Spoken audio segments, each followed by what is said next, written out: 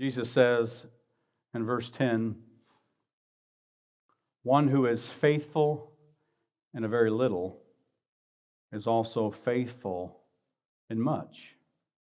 And one who is dishonest in a very little is also dishonest in much. Christ's point is simple and searching. Small acts reveal big truths. Theft does not begin with grand crimes, it begins with quiet compromises. Society may excuse what it calls small theft, the padding of hours, or abusing return policies, or pirating media, or inflating expense reports. But Jesus says that these things expose whether a heart is faithful or dishonest. Stealing, then, is not merely a behavioral issue. It is a character issue. And stealing reveals a heart marked by deceit. At its core, stealing flows from deception. Deception toward others, deception toward employers, and often deception toward ourselves. We convince ourselves that certain forms of theft are justified, unnoticed, or insignificant. But Scripture is clear. A deceitful act reveals a deceitful heart. And this is why Jeremiah writes, the heart is deceitful above all things and desperately wicked or desperately sick. Who can understand it? Jeremiah 17:9.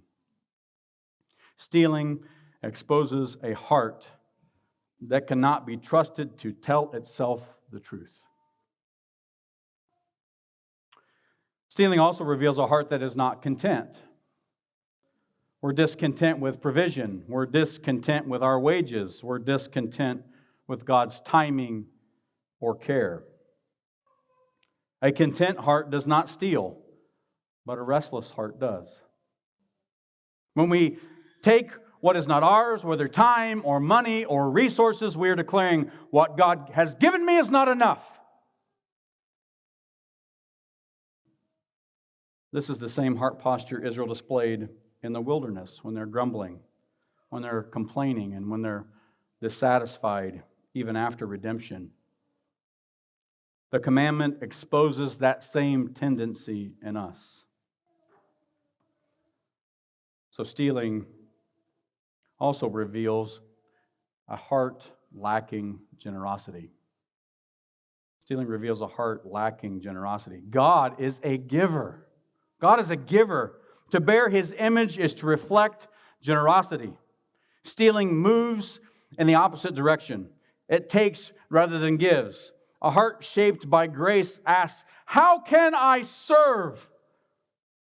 A heart shaped by sin asks, how much can I get away with? How much can I get away with?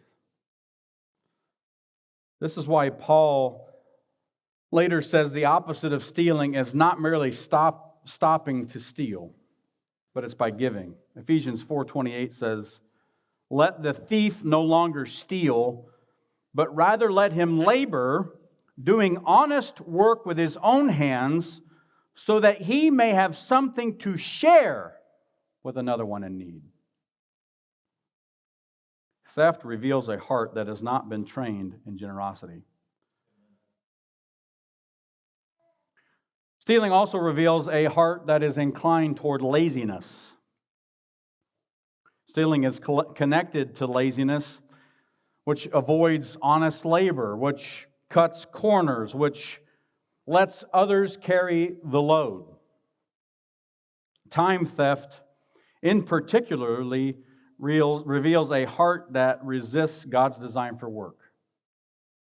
Time theft, in particular, reveals a heart that resists God's design for work. God created man to work before the fall. Before the fall. And when we refuse diligence, we rebel against that design. Stealing time, effort, and responsibility shows a heart unwilling to labor faithfully before God. None of this should surprise us, though. Scripture revealed this from the beginning. Genesis 6:5 tells us, "The Lord saw the wickedness of man was great in the earth, and that every intention of the thoughts of his heart was only evil continually." The commandment against stealing does not create our sin, it reveals it.